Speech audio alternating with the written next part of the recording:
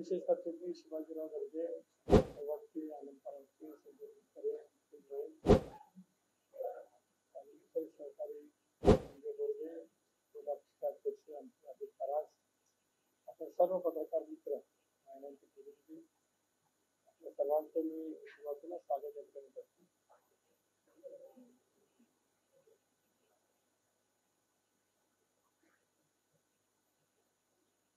गेले काही महिने महाराष्ट्रामध्ये आपण वैचारिक लढाई महाराष्ट्र अशी शब्द रोज दिवसाकाठी 5-50 वेळा आपल्या सर्वांच्या कानावरती ऐकायला मिळतात. अशा वेळेला या प्रत्येक वाक्याचा सतत उच्चार करणाऱ्या काही अदृश्य शक्ती अलीकडच्या कालावधीमध्ये भान सोडून ज्या वेळेला वक्तव्य करतात त्या संदर्भातलं पक्ष म्हणून मला या ठिकाणी आपल्या समोर बोलायचा. काल परवा इंदापूरच्या एका कार्यक्रमामध्ये अजितदादांच्या वरती आणि सुनेत्रा वहिनींवरती टीका करत असताना संबंध स्त्री लोकप्रतिनिधीचा एक तऱ्हेचा जाहीर अपमान करण्याची भूमिका दुर्दैवाने त्या ठिकाणी घेतली. खर तर प्रत्येकाला लोकशाहीमध्ये आपलं म्हणणं मांडण्याचा अधिकार आहे. आपण कसे अधिक उजवे आहोत हेही सांगण्याचा अधिकार नक्कीच त्या ठिकाणी आहे. पण दुसऱ्यांच्या मध्ये नसलेला मुलेपणा दाखवत स्वतःच वैगुण्य का लपवण्याचा प्रयत्न केला जातोय हे मला काही कळू शकत नाही. लोकसभेच्या निवडणुकीमधला किंवा एकंदरीत राज्यामध्ये झालेल्या सत्तांतराच्यामुळे काहींना नैराश्य आलं तर मी समजू शकतो. परंतु इतक्या पराकुटीच्या निम्न बातेवरती केलं जाऊ शकतं. सतत वैचारिक सिद्धांत या नावाने लढाई आहेत असं म्हणण्याच्या बरोबर त्या ठिकाणी उल्लेख करण्यात आला की पर्स घेऊन नवऱ्याने कॅन्टीनमध्ये बसावं, भाषण करता आलं पाहिजे, हातात पर्स नसली पाहिजे, आयपॅड आणि पॅड लागतो हातामध्ये आणि नवऱ्याने भाषण केलं तर चालेल का? सदानंद सोयींच्या बद्दल मला खूप आदर आहे. आजही आहे, भविष्यामध्ये राहील. ते ज्या क्षेत्रामध्ये त्या क्षेत्रात त्यांनी स्वतःचं नाव प्रचंड मेहनतीने निश्चितपणे उंचावलेलं आहे. त्यांच्या प्रति उद्या कधी मला कुठेतरी भेटले तरी त्याच आदराने मी त्यांच्याशी संवाद करेन. कळत न कळत दादांशी तुलना करण्याचा केळीवाणा प्रयत्न त्या ठिकाणी झाला की नवऱ्याने भाषण केलं झाले का? दादांची भाषण गेली 35 वर्ष महाराष्ट्र ऐकतोय, बारामतीची जनता ऐकते. अनेक लोकसभेच्या निवडणुकीमध्ये दादांनी केलेल्या भाषणांच्यामुळे अनेकांना यश प्रस्थापित झालेलं महाराष्ट्राने पाहिलं. राज्यामध्ये सुद्धा विधानसभेच्या निवडणुकीमध्ये दादांनी केलेल्या भाषणांच्यामुळे स्थानिक स्वराज्य संस्थांच्या निवडणुकीमध्ये किंवा पिंपरी चिंचवड पुणे महापालिका ताब्यात घेत असताना दादांची अविश्रांत मेहनत पुणेकरांनी पिंपरी चिंचवडकरांनी महाराष्ट्रातल्या जनतेने त्या ठिकाणी अनुभवलेली आहे. नैराश्य आल्यानंतर मनाचा तोल कसा ठरतो त्याचं ते उदाहरण त्या ठिकाणी आहे. आणि त्या जोडपी आदरणीय सुनेत्रा बहिणी संस्कृती शालीन अभ्यासू व्यक्तिमत्व आहे. सामाजिक क्षेत्रातला, शैक्षणिक क्षेत्रातला त्यांचा प्रदीर्घ असा अनुभव आहे. त्याने भाषण करता येत. आज असं मग म्हटलं जाईल की संसदेमध्ये सुद्धा आमच्या अनेक महिला सहकारी त्या ठिकाणी आहेत. गेली 5 वर्ष संसदेमध्ये आहे. कोणाचा नवरा पर्स घेऊन कुठे कॅन्टीन मध्ये बसलेला मला तरी कधी आढळले नाही. पण या पद्धतीची वक्तव्य ही योग्य नाही आहे असं मला स्वतःला त्या ठिकाणी सांगायचं आहे. बहिणीचे उमेदवारीचा तुम्हाला काही निर्णय महायुतीमध्ये किंवा पक्षामध्ये झालेला नाही, पण त्यांचं कर्तृत्व आणि त्यांचं समाजाचं योगदान कधी कोणाला त्या ठिकाणी नाकारता येऊ शकणार नाही. म्हणूनच अलीकडच्या कालावधीमध्ये अजितदादा, राष्ट्रवादी काँग्रेस पक्ष यांच्या संदर्भात खालच्या स्तरावरती जी काही टीका टिप्पणी केली जाते आहे ती अत्यंत निंदनीय आहे. ज्यावेळेला आपण सांस्कृतिक वारसा, संस्कृतीचा वारसा, चव्हाण साहेबांचा वैचारिक लढाई असा तावं फोडल्यासारखं ज्यावेळेला बोलत असतो त्यावेळेला हे नेमकं कुठं जात आहे काय मला त्या ठिकाणी कळू शकत नाही. काही तर जे आहेत त्यांचे ठाण्याच्या परिसरातील ते तर अगदी एकेरी भाषेतच त्या ठिकाणी बोलायला लागलेले आहे. त्यांना मला एवढंच सांगायचं आहे की राष्ट्रवादीच्या 99 सालाच्या वाटचालीमध्ये अजितदादा मायनस राष्ट्रवादी असा विचारच राज्यातला कोणी कार्यकर्ता ना 99 पासून करू शकला ना आतापर्यंत कोण करू शकेल. पक्षातल्या प्रत्येक प्रक्रियेमध्ये, पक्षाच्या दळणघडणीमध्ये, पक्षाला भव्य दिव्य यश मिळवण्यामध्ये, लोकसभा विधानसभेच्या जागा वाटपाच्या चर्चांच्या मध्ये आणि निवडणुकीच्या प्रक्रियेमध्ये त्यांनी दिलेलं योगदान हे निश्चितच खूप मोठं आहे. मला असं वाटतं की टिप्पणी करताना ज्या विचारधारेचा वारसा घेऊन आम्ही बोलतो आहोत, किमान तेवढं तरी भान ठेवावं एवढीच माझी त्यानिमित्ताने अपेक्षा आहे. आज आम्ही आगामी येणाऱ्या निवडणुकीला पूर्ण ताकदीने, पूर्ण क्षमतेने सामोरं जाण्याचा विश्वास सज्ज झालेला आहोत. काही दिवसातच निवडणुका होऊ शकतात. आता हे मी बोललो तर परत कोणतरी म्हणेल की अदृश्य शक्तीने मला काय कळलंय की काय.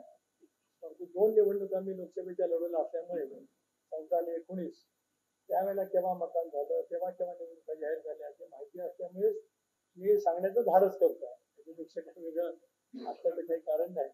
त्यामुळे ज्या वेळेला जाहीर होतील पण त्या शेड्यूल प्रमाणे केव्हाही जाहीर होऊ शकतात.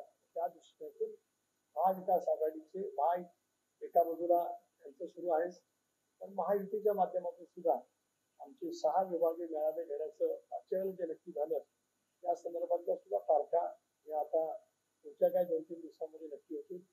पूर्व विदर्भ, पश्चिम विदर्भ, मराठवाडा, खानदेश, पश्चिम महाराष्ट्र, कोकण असे आमचे किमान 6 तरी उद्याच्या काही कालावधीमध्ये निश्चितपणाने फार मोठे मेळावे त्या ठिकाणी होतील.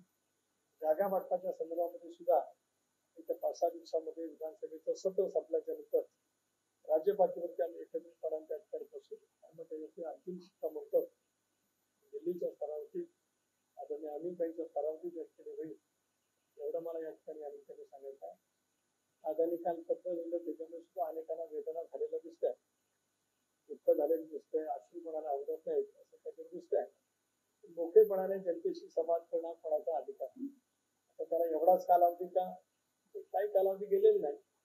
आम्ही निर्णय घेतल्याच्या 2 दिवसाच्या 48 तासाच्या मुंबईला MIDच्या मैदानावरती फार मोठा राज्यव्यापी मेळावा झाला. त्याच्यात विस्तृतपणाने दादांनी भूमिका त्या ठिकाणी मांडली.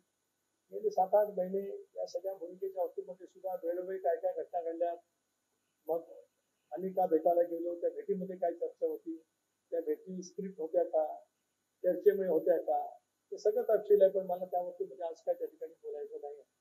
पण जो पत्ररूपी संवाद दादाने केला त्याच्या पाठीमागची भावना मोठेपणाने जनतेसमोर त्या ठिकाणी जावी हा त्याच्या पाठीमागचा हेतू होता. सत्यपत्रामध्ये लिहिलं असल्यामुळे सुद्धा काहींना खूप मोठ्या प्रमाणावरती वेदना झाल्यासारखं दुःख त्या ठिकाणी दिसतं. ते राजकारणामध्ये ते कसे आले त्याचा प्रभाव त्यांनी सांगितला. ते आल्याच्या नंतर जनतेचं पाठबळ कसे मिळालं ते सांगितलं.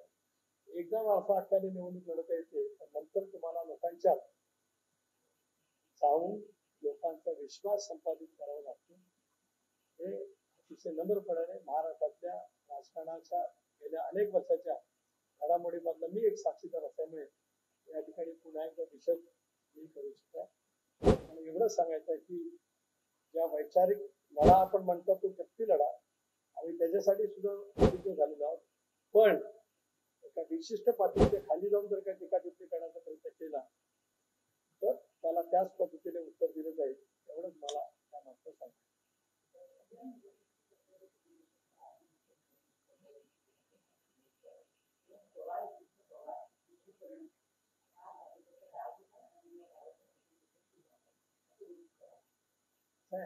रोहित पवार बालमित्र मंडळ आहे अलीकडे पत्ता राजकारणात आलेले सांगितलं की त्यांच्या भव्य दिव्य यात्रेला जो अभूतपूर्व प्रतिसाद मिळाला त्याच्यातून ते अजून खाली झालेलं नाही. त्याच्यामुळे त्यांना असं वाटतं एक असं आहे की दादांनी घेतली भूमिका ती मी वारंवार त्यांच्या पुन्हा एकदा सांगतो की भारतीय जनता पक्षावरती सरकारमध्ये जाण्याचा निर्णय 2014 सालापासून पक्षामध्ये झालेला होता. म्हणूनच आम्ही बाहेरून पाठिंबा जाहीर केला. त्या पाठिंबा जाहीर करण्यामध्ये मी पण होतो. ते काही पक्ष नेतृत्वाने सांगितल्याशिवाय मी आणि प्रफुल्ल पटेल यांनी बाहेरून पाठिंबा जाहीर केला. 14 ला झालं, 16-17 ला आम्ही सरकारमध्ये जाणार होतो. मंत्रिपद ठरली, खाती ठरली, पालकमंत्री ठरले, लोकसभेचं जागा वाटप झालं होतं. 19 ला सुद्धा त्या चर्चा झाल्या होत्या. त्याच्यामुळे आता जे काही वक्तव्य कोण काय केले जात आहे त्याच्यात भाजपचा डाव असायचं काही कारण नाही. आम्ही एक भूमिका घेऊन बहुजन समाजाच्या व्यापक विकासासाठी चव्हाण साहेबांचा वारसा जतन करत छत्रपती शिवरायांनी दिलेला रयतेचं राज्य तो विचार ठेवत आमची सामाजिक समता शाहूजी आंबेडकरांची धर्मनिरपेक्ष विचार याच्याशी जराही फारकत न घेता आम्ही एनडीएमध्ये जाण्याचा निर्णय कॉन्शियसली घेतला, लोकशाहीच्या वादाने घेतला, बहुमताने घेतला. कोणाला वाटलं नव्हतं की इतकं पाठबळ मिळेल. त्याच्यातून जे नैराश्य आलेलं आहे ना, त्याच्यातून काही माणसं बाहेर पडत.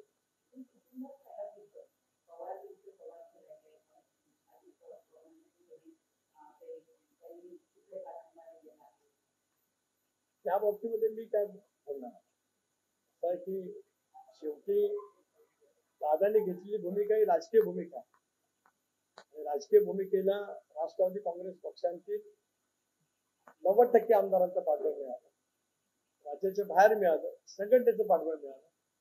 पक्ष वाढवण्यामध्ये ज्यांचं योगदान होतं अशा सर्वांनी मग दादांच्या भूमिकेचं समर्थन केलं नव्हे तर त्याच्यामध्ये आम्ही सगळेजण सहभागी त्या ठिकाणी आहोत. त्याच्यामुळे मग बाकीचे कुठे कोण काय हा काय फारसा विषय तपशीलता येत नाही.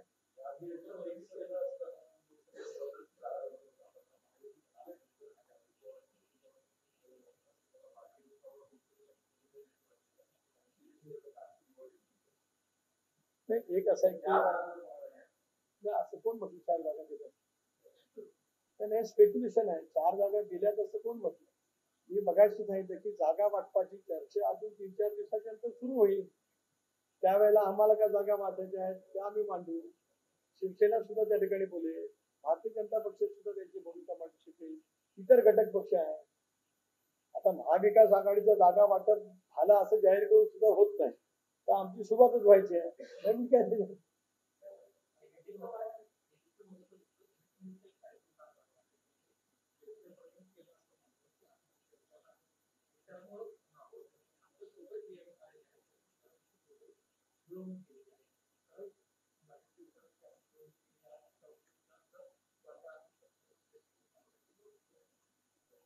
एक असं आहे की देवेंद्रजींचं ते मी मुलाखत पाहिलेली.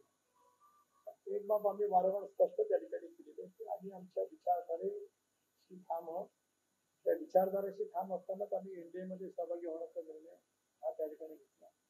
राज्य पातळीवरच्या महायुतीच्या सरकारमध्ये सहभागी होण्याचा निर्णय घेतला. या सगळ्या प्रक्रियेमध्ये देवेंद्रजींचा पुढाकार होता. त्यांनी खूप मोठ्या प्रमाणावरती त्याच्यातली महत्वाची भूमिका त्या ठिकाणी निश्चितपणाने बजावली. त्याचा मी आभारी आहे.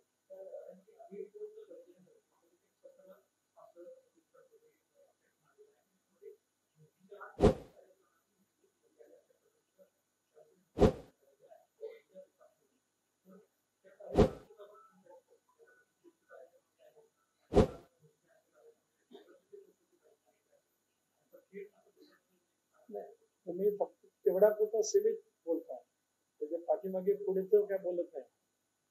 कार्यप्रणाली म्हणजे विकासाच्या अनुषंगाने भारताला गतिमान करण्यासाठी, राज्याला गतिमान करण्यासाठी अशा अर्थाने ते सगळं वाक्य आहे. आणि एक बाब नक्की आहे, नरेंद्र मोदी साहेबांच्या नेतृत्वाखाली देशाने नीतिदीपक पद्धतीची प्रगती जागतिक पातळीवरती केली. म्हणजे विकसित राष्ट्रांच्या मालिकेमध्ये आज भारत त्या ठिकाणी आहे आणि त्याचं पूर्ण श्रेय नरेंद्र मोदींना त्या ठिकाणी आहे.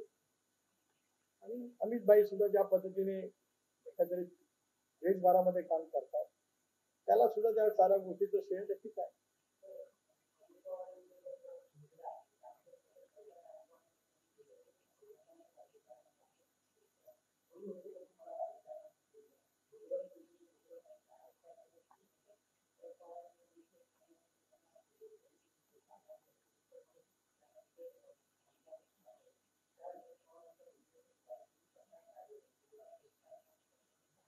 दोन बाबी आहेत की 91 साली पवारसाहेब राज्याचे मुख्यमंत्री होते. आपण गल्लत करतात मला विचारणार. 91 साली साहेब त्याला खासदार होते. अजितदादांनी ज्यावेळेला निवडणूक लढवली त्यावेळेला साहेब राज्यामध्ये मुख्यमंत्री होते आणि बारामतीची जागा अजितदादांनी लढवेल असा आग्रह त्या मतदारसंघाच्या सर्वच कार्यकर्त्यांनी घेतला. आता त्या बाबतीमध्ये अधिक प्रकाश दादाच टाकू शकतील.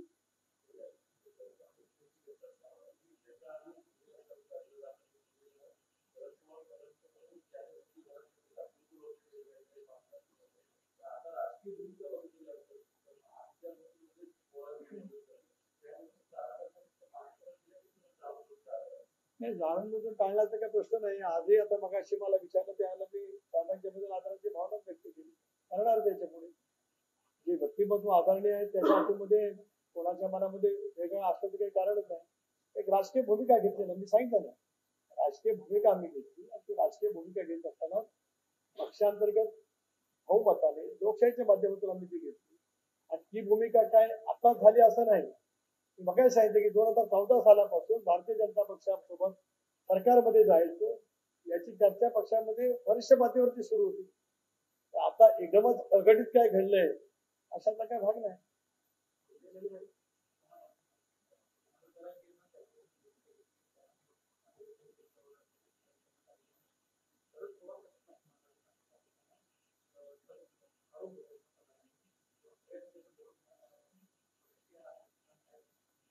पक्षाची भूमिका स्वच्छपणाने पहिल्यापासून राहिली की सकल मराठा समाजाला आरक्षण कायद्याच्या तरतुदीवरती टिकणार दिलं गेलं पाहिजे.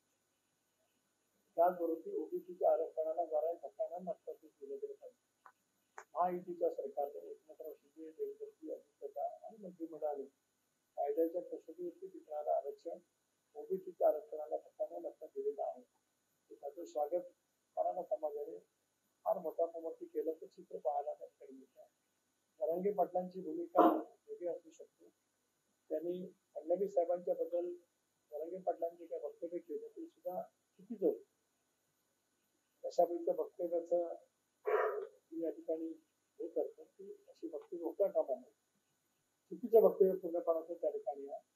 परंतु एकंदरीत आता जे काय आपण म्हणतात ते प्रत्येक जण आपापली भूमिका त्याबद्दल मांडेल. आज मात्र मराठा समाजाच्या आरक्षणाच्या बाबतीमध्ये सरकारने अतिशय सकारात्मक भूमिका घेतली, विशिष्ट कालावधीमध्ये घेतली. त्याचं स्वागत सर्वांनी केलं गेलं पाहिजे. समाजामध्ये अंतर निर्माण होणार नाही याची खबरदारी घेण्याची आवश्यकता खूप मोठ्या प्रमाणात आहे आणि विशेष करून आंदोलकांचं नेतृत्व करणाऱ्यानंतर ही खबरदारी अधिक मोठ्या प्रमाणात घेण्याची आवश्यकता आहे.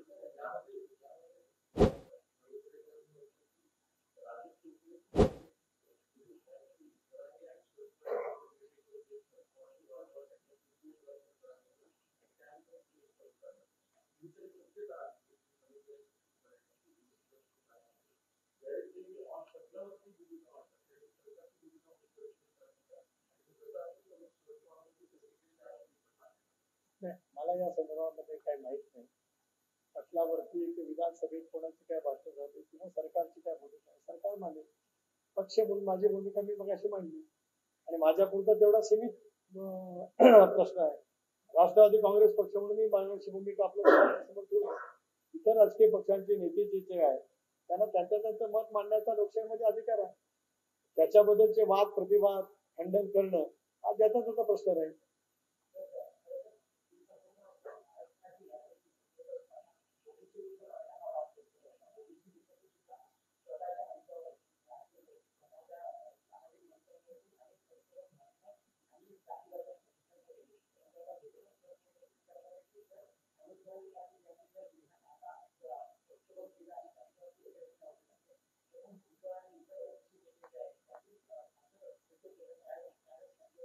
शेवटी हा सरकारचा अखत्यारीतला प्रश्न. सरकार या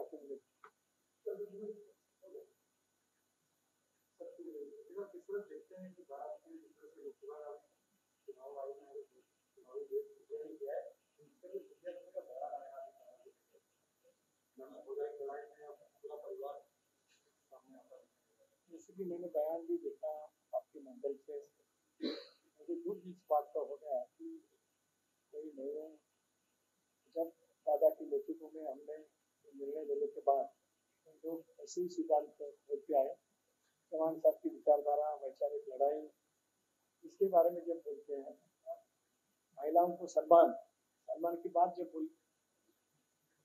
की जाती है तब उनका बयान बिल्कुल श्रेष्ठकारी था. अजीत दादा स्वयं एक नेता है. महाराष्ट्र की राजनीति में उनका अहम प्रभाव है. लोकसभा का चुनाव हो, विधानसभा का चुनाव हो, चाहे लोकल बॉडीज के कभी चुनाव आती है, अजीत दादा की पार्टी का सहयोग का सहभाग बहुत अहम वहाँ पे रह गया है. दिन जो बयान आ गया था उसकी मैं निंदा यहाँ पे करता हूँ.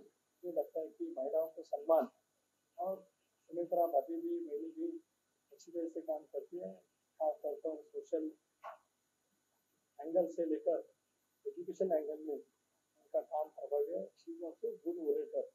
तो ऐसी तरह की टिप्पणी महाराष्ट्र की संस्कृति के लिए अच्छी नहीं है, इसका मेरा बारे में है।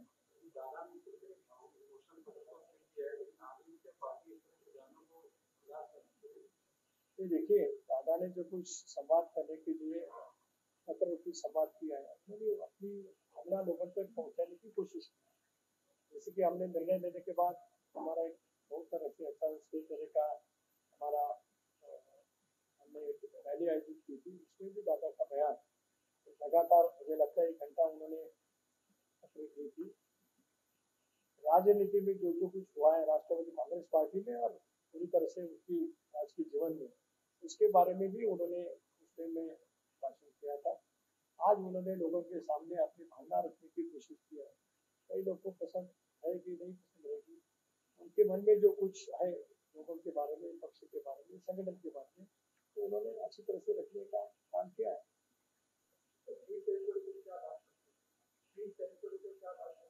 नहीं, अभी तक हम बैठे नहीं हैं। विधानसभा के सत्र होने के बाद स्टेट लेवल पर हमारी मीटिंग वहाँ पे हो जाएगी। होने के बाद अंतिम फैसला दिल्ली में अमित शाह के वहाँ के पास जाके हो जाएगा। मुझे लगता है कि अभी चुनाव कभी भी अनाउंस हो सकते हैं। इसके आसपास सीटों का बंटवारा यूपी में अच्छी तरह से हो जाएगा। हमने सबने तय किया, भाजपा, शिवसेना, राष्ट्रवादी कांग्रेस पार्टी और हमारे अलायंस पार्टी आने वाले चुनाव में 45+1 इतनी हमको सीटें हासिल करनी है। इसके लिए हम अच्छी तरह से पूरी ताकत से, पूरी सहमत से काम करें।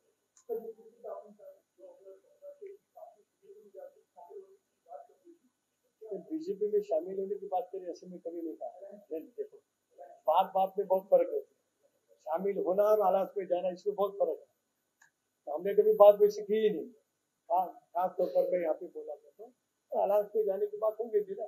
इसके लिए तो 14 में हमने बयान दिया था ना, बीजेपी ने हमारा फॉर आवर सपोर्ट, हमने उनको सपोर्ट दिया था। बस वही अनाउंस आज आए स्टेट प्रेसिडेंट और प्रफुल्ल पटेल वही अनाउंस। तो यार वो जो कुछ चल रही थी बात, वो पार्टी में 14 साल से लगातार हो गई थी। और आज जो अजीत दादा ने निर्णय लिया है, अभी अचानक निर्णय लिया ऐसा नहीं, पार्टी में लगातार वरिष्ठ स्तर पर, नेताओं के स्तर पर इसकी चर्चा भी हो गई थी। 3-4 बार हम ऑलमोस्ट शामिल होने के इस पर मंजिल तक पहुंचे थे, लेकिन हो नहीं पाया। और अभी दादा ने और हम सब साथियों ने मिलकर किया है। वो तो गलत है, ऐसे बयान उन्होंने देना नहीं चाहिए। मराठा समाज को आरक्षण देने के लिए सरकार की तरफ से अच्छी तरह से डिसीजन वहाँ पे ले गया है। मुझे लगता है कि महाराष्ट्र में शांतता रहनी चाहिए, पीसफुल महाराष्ट्र रहना चाहिए, समाज में कोई भी अंतर नहीं होने चाहिए। इसके लिए सब मिलकर आगे काम करेंगे। धन्यवाद।